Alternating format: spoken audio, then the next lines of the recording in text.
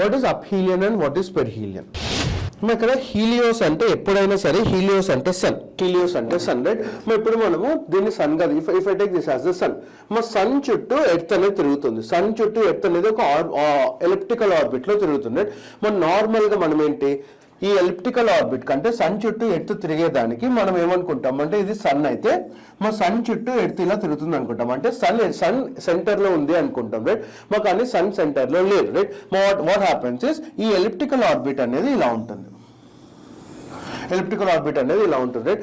మా అంటే కొద్దిగా లెఫ్ట్కి ఉంటుంది, రైట్? మా ఇది షార్టెస్ట్ డిస్టెన్స్ అవుతుంది, ఇది లాంగెస్ట్ డిస్టెన్స్ అవుతుంది, రైట్?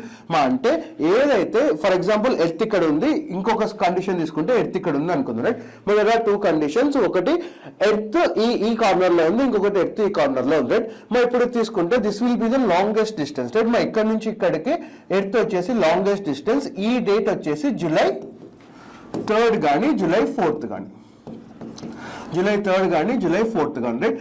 మరి ఇది ఒక డేట్. అలానే ఎర్త్ సన్ కి దగ్గరగా ఉండే డేట్ చేసుకుంటే మరి దట్ విల్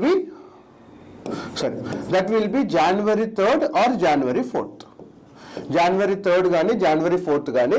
సో ఈ టైమ్స్ లో January 4th అప్పుడు ఎర్త్ అనేది సన్ కి దగ్గరగా ఉంటుంది. అలానే July 3rd కానీ July 4th కానీ ఎర్త్ అనేది దూరంగా ఉంటుంది. సో ఎప్పుడైతే దూరంగా ఉందో దీన్ని మనం అప్హీలియన్ అంటాం. This will be called as aphelion and this will be called as perihelion. ఒకటి అప్హీలియన్, ఒకటి పెర్హీలియన్.